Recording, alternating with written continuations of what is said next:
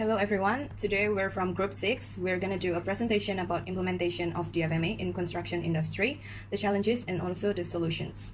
Our contents contains of 3 parts. The first one is introduction, second one is current situations in different countries, the third one is general challenges and solutions. The first thing we need to know is what is DfMA. So DfMA is a way to do a design and manufacture of discrete sections of a product that later will be assembled together in a certain locations.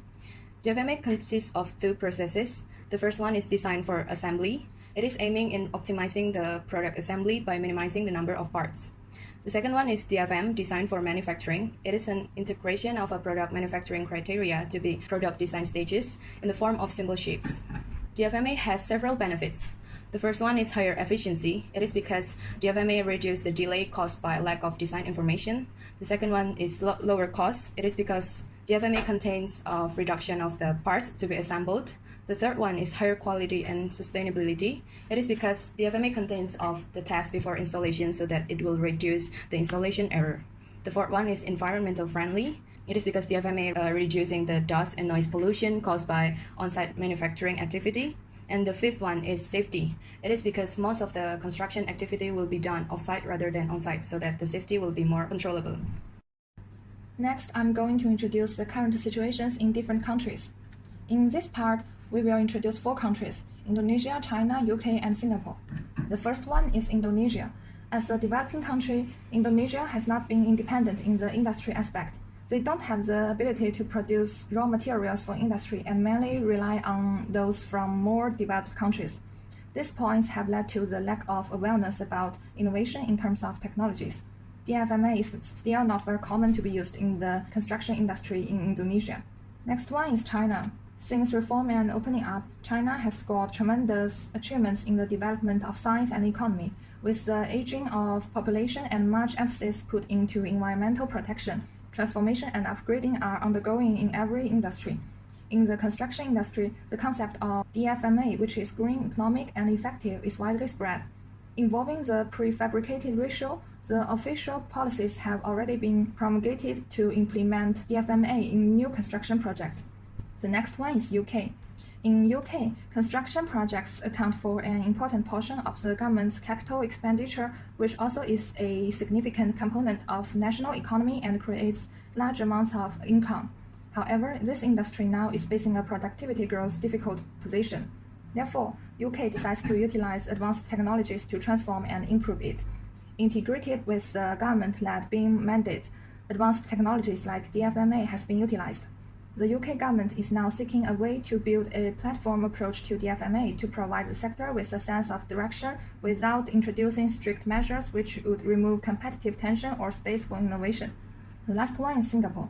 In Singapore, productivity has been strongly concerned by government and industry. Construction industry is facing great pressure. According to the BCA, DfMA was mandated to be applied in 2014 as one of the conditions for developments on government land sale sites.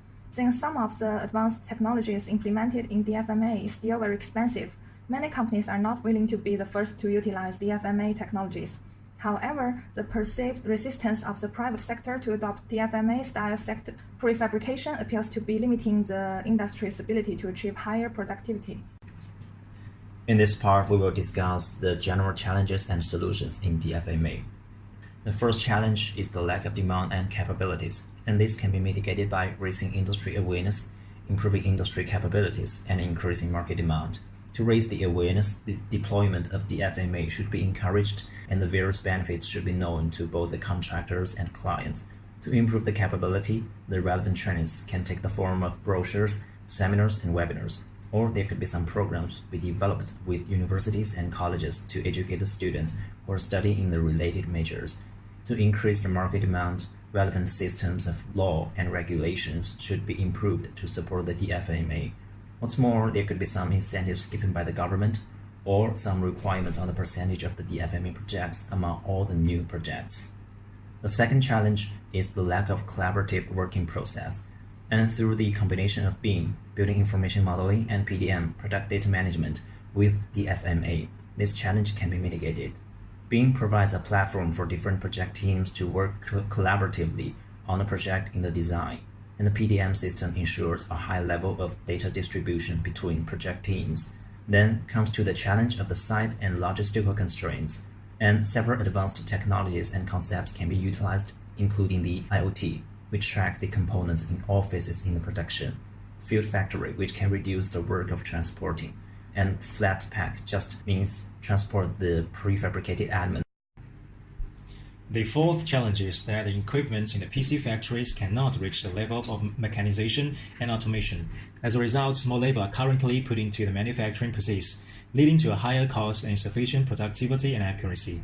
One feasible solution to the problem is to increase investment in the research and development of the advanced manufacturing facilities to fulfill the need of different types of PC members. In addition, it is the method of quality control that's pre-manufacturing and pre-assembly can be taken good use of to guaranteeing the accuracy of the PC members before delivery. What's more, DfMA is a construction design of full process flow involving structured design, automatic manufacturing, on-site assembly. It needs effective cooperation among designers, suppliers, and contractors. One of the challenges is that information sharing is not timely, while responsibility sharing is ambiguous among these organizations. Similar to the EPC procurement contracts, one solution for the contractual relationships is to combine their parties as an integrated project delivery. By doing this, those parties can be deeply crossed to coordinate the internal relationship. In the end, it may also cause a problem at the design stage, where the design parts will be more standardized into specific criteria and cause some limitations for the designers. One possible solution for the design freedom or creativity problem is by updating technology, such as applying rapid manufacturing (RM) as a part of DfMA, which makes it possible for the designer to combine several parts in a component to be one single part in the 3D design using CAD system. Thanks for listening.